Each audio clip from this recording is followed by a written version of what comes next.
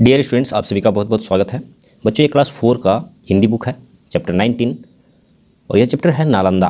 तो नालंदा एक जगह है और यह मुख्य रूप से अपने विश्वविद्यालय के लिए विख्यात है। और आज भी उस जगह को लोग, उसके जो विश्वविद्यालय है वहाँ पे उसका खंडहर जो बचा हुआ है उसी को लोग देखने के लिए जाते हैं और उसी के लिए नालंदा जाना भी जाता है। और ये पटना से नज़दीक ही है। तो आइए हम लोग इस चैप्टर को पढ़ते हैं और उसी से संबंधित, उसके विश्वविद्यालय से संबंधित जो दिया हुआ है बातें, वो कैसे बना और उसमें किनका हाथ था बनाने में और वो कैसे नष्ट हो गया, ये सारी बातें इस चैप्टर में हमें दिया हुआ है। तो आइए हम लोग पढ़ना शुरू करते हैं। नालंदा अपने महाविहार यानी विश्वविद्यालय के लिए प्रसिद्ध है। नालंदा से दक्षिण मगध की प्राचीन राजधानी राजगृह है। उत्तर में पाल राज्य की राजधानी उदंतपुरी है, जिसे आजकल बिहार शरीफ या बिहार श्री कहते हैं। तो यहाँ पे महाविहार या विहार का अर्थ है विश्वविद्यालय। तो यहाँ पे उसी से संबंधित दिया हुआ है, महाविहार या विहार विश्वविद्यालय को ही कहा जाता है। अब यहाँ किस किस राज्य से संबंधित है, किस किस से घिरा हुआ है, यहाँ पे दिया हुआ है। दक्षिण में राजगृह, राजधानी राजगृह है, और उत्तर में उदंतपुरी, जिसको बिहार शरीफ कहते हैं हम लोग। अब यह नालंदा ज़िले का मुख्यालय है। नालंदा तो गांव है, नालंदा गांव है, मतलब आज के समय में गांव तो नहीं है, लेकिन पहले गांव ही था। भगवान बुद्ध के समय में यह समृद्ध गांव था। समृद्ध मतलब सुखी संपन्न, जहां के लोग का जीवन यापन कठिन रूप से ना होता हो, आसानी से होता हो, उसी को समृद्ध बोलते हैं। वहाँ भगवान बुद्ध के प्रिय शिष्य सारीगुप्त का जन्म हुआ था। सम्राट अशोक ने यहाँ एक विहार और एक चैत्य बनवाया था। विहार में बौद्ध भिक्षु रहते थे, चैत्य में उपासना करते थे। 5वीं सदी में शक्रादित्य के संघाराम यानी विहार का निर्माण कराया। 5वीं सदी में, मतलब अभी 2022 चल रहा है, लास्ट हो गया है। तो 5वीं सदी मतलब 5 ईस्वी में, उस समय इसका निर्माण करवाया गया था। 7वीं सदी में सम्राट हर्षवर्धन के समय में इसका विकास होने लगा, मतलब उस समय से आरंभ हुआ 5वीं सदी से। तो 7वीं सदी में इसका विकास तेज़ी से होने लगा सम्राट हर्षवर्धन के समय में। तो समझ लीजिए कि 200 साल बाद 8वीं सदी में पाल वंश के धर्मपाल देव ने इसे महाविहार और विश्वविद्यालय का रूप दिया। उसके बाद 100 साल बाद, और मतलब काफ़ी लंबा समय था ये। संपूर्ण एरिया से विद्यार्थी पढ़ने आने लगे। यहाँ के आचार्य तिब्बत, चीन, जापान आदि देशों में जाने लगे। यहाँ के आचार्य मतलब यहाँ के जो शिक्षक थे वो अन्य देशों में जाने लगे शिक्षा प्रदान करने के लिए, शिक्षा बांटने के लिए। सुवर्णद्वीप के राजा ने भी अपने दान से विहार बनवाया। तो जितने भी वहाँ पे राजा थे तो सभी लगभग अपनी तरफ से कुछ न कुछ योगदान उसमें दे रहे थे। नालंदा का अर्थ है जो धरती कमल की डंटी यानी मृणाल प्रदान करे। कमल की डंटी, उसी को मृणाल कहते हैं। यहाँ संस्कृत में यह वाक्य दिया हुआ है, नालम ददाति इति नालंदा। मतलब यह है कि यहाँ के सरोवरों में कमल के फूल बहुत होते थे। तो यहाँ पे कमल के फूल के लिए विख्यात था, और उसी से संबंधित इसका नाम भी रखा गया है कि जहाँ पे कमल का फूल अत्यधिक उगता हो, जहाँ से हमें कमल अत्यधिक प्राप्त होता है, उसी जगह को हम नालंदा कहते हैं, और उसी के नाम से नालंदा रखा गया। खेतों की हरियाली और पोखर में खिले कमल फूलों की शोभा से यह क्षेत्र सुशोभित था। ऐसे स्थान में नालंदा विश्वविद्यालय अपने विद्वान आचार्यों और निष्ठावान छात्रों से प्रसिद्ध हो रहा था। तो इसीलिए यहाँ पे यह विश्वविद्यालय विख्यात हो रहा था, अपने विद्वान आचार्य और निष्ठावान छात्रों से यह प्रसिद्ध हो रहा था। आगे यहाँ पे देखते हैं, नालंदा विश्वविद्यालय का परिसर अनेकानेक विहार, चैत्य और पुस्तकालय से समृद्ध था। चौपहल विशाल विहारों में विद्यार्थी रहते थे। तो वहाँ पे मतलब वो एक आवासीय विद्यालय था, वहाँ पे विद्यार्थी रहकर पढ़ाई करते थे। विहार के आंगन में आचार्य से शिक्षा पाते थे। प्रत्येक विहार में चारों तरफ कमरे बने हुए थे। 800 वर्षों के बाद खुदाई से प्राप्त खंडहर में ये विहार विद्यमान है। वो ध्वस्त जब हो गया था, उसका विनाश हो गया था, तो उसका खुदाई किया गया। तो उसके बाद पता चला कि वो बहुत बड़ा एरिया था और उसमें कई सारे कमरे थे जिसमें विद्यार्थी रहा करते थे।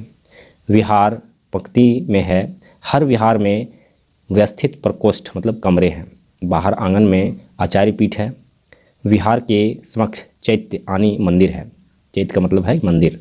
वहाँ पे मंदिर हुआ करते थे, और शिक्षा के साथ साथ धार्मिक शिक्षा भी उन्हें दिया जाता था। तो मंदिर होना आवश्यक है। जो नष्ट हो चुके हैं, तो मंदिर आज के समय में तो पूरा वो खंडहर जो है विश्वविद्यालय ही नष्ट हो चुका है, उसमें जो कुछ भी था वो सारे नष्ट हो चुके हैं। कोने पर सुंदर मंदिर का अवशेष है। 3 तल्ला प्रधानाचार्य कक्षा है। पुस्तकालय भी 3 तल्ला है। पुस्तकालय को धर्मगंज कहते थे। इसके 3 भाग थे जिसके नाम थे रत्न सागर, रत्नोदधि और रत्नगंज। इनमें ग्रंथों का बहुत बड़ा संग्रह था। भारत का ज्ञान विज्ञान लिखित रूप से सुरक्षित था।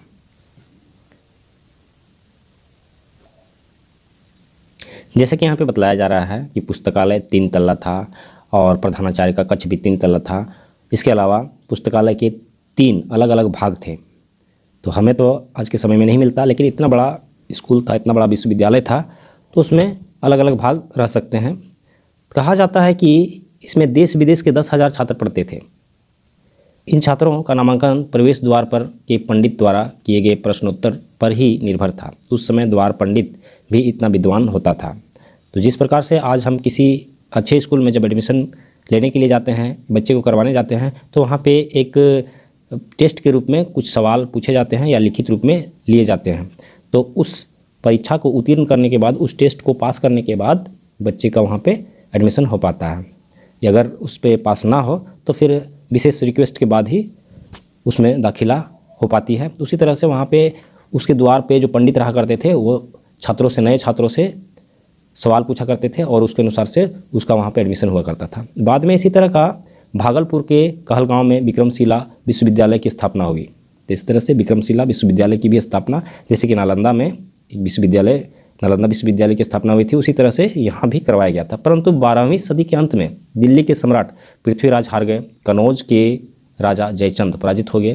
तो जयचंद जो था, जयचंद की वजह से ही पृथ्वीराज हार गया था, क्योंकि जयचंद उसका कोई अपना रिश्तेदार था और उसके धोखे की वजह से पृथ्वीराज हार गया था। जौनपुर और काशी पर भी तुर्कों का कब्जा हो गया। इख्तियार मोहम्मद बिन बख्तियार खिलजी मनेर तक आ गया। इतना लंबा नाम है। वहीं से चारों तरफ लूटमार आरंभ की।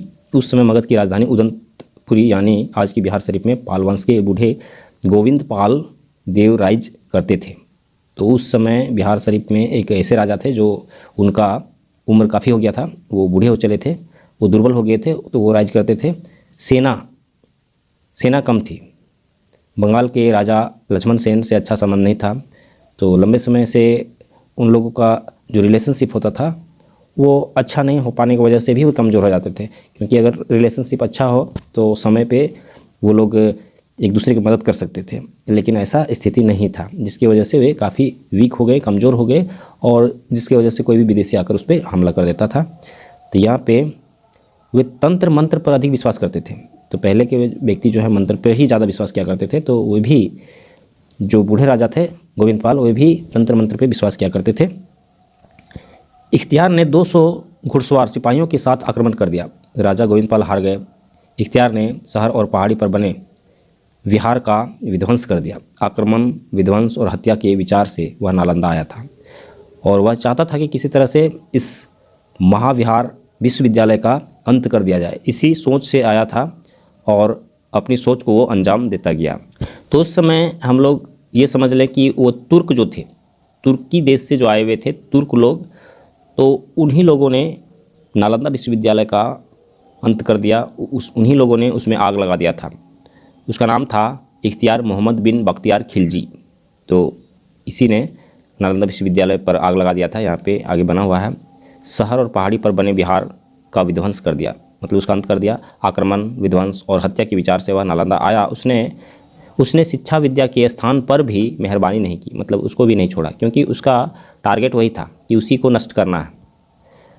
उसने विश्वविद्यालय नालंदा को आग लगाकर नष्ट कर दिया। महाविहार खंडहर के रूप में रह गया। आज हम खंडहर को देखते हैं और आहें भरते हैं। हम खंडहर को देखते हैं और प्राचीन गौरव का स्मरण करते हैं। तो कई सारी ऐसी चीज़ें घटी है, बीती है, जो सिर्फ हम उसको, हमारे बीच वो खंडहर बनकर रह गया है और हम उसे बचा नहीं सके, और हम उन्हीं खंडहरों को देखकर उसे याद करते हैं और अपने देश के गौरव को याद करते हैं। तो यहाँ पे यह चैप्टर समाप्त हो गया है। चलिए आइए देखते हैं इसमें क्या क्वेश्चंस दिया हुआ है। सबसे पहले यहाँ पे शब्दार्थ दिया हुआ है। चैत्य मतलब मंदिर हो गया, और इसी तरह से दिया हुआ प्रकोष्ठ बड़ा कमरा, उद्दधि उद्दधि मतलब सागर हो गया, विहार का मतलब भिक्षु सन्यासी का निवास हो गया। जो लोग वहाँ पे भिक्षुक लोग निवास करते थे उन लोगों के लिए कमरे बनाए जाते थे, या रहने की जो भी आश्रय होता था उसी को विहार कहा जाता है।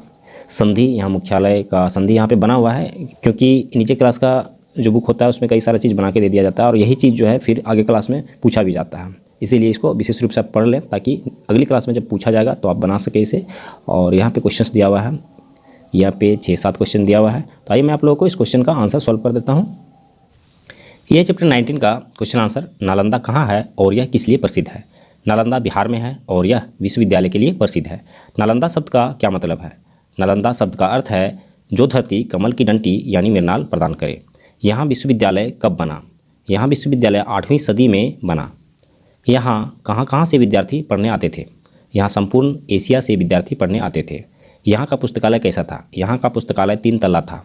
इसे किसने नष्ट किया। इसे इख्तियार मोहम्मद बिन बख्तियार खिलजी ने नष्ट किया। नालंदा विश्वविद्यालय पर आक्रमण के समय मगध का राजा कौन था। नालंदा विश्वविद्यालय पर मगध आक्रमण के समय मगध का राजा गोविंद देवपाल था। तो यहाँ पे यह चैप्टर समाप्त हो गया है। अगर हमारा वीडियो आप लोग के लिए हेल्पफुल होता है तो आप हमारे वीडियो को लाइक कीजिए, हमारे चैनल को सब्सक्राइब करके रखिए, अपने दोस्तों के साथ शेयर कीजिए और इसी तरह का और वीडियो पाने के लिए हमारे चैनल्स में बने रहिए। और इसके अगले चैप्टर को पढ़ने के लिए हम लोग नेक्स्ट वीडियो पे चलते हैं।